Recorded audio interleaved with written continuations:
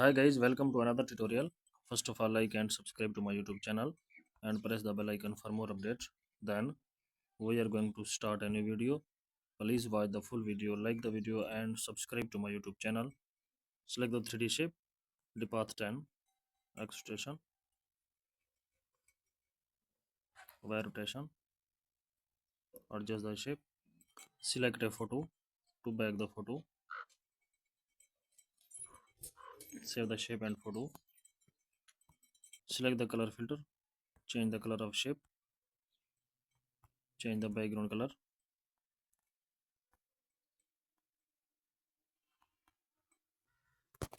Please like the video and subscribe the channel.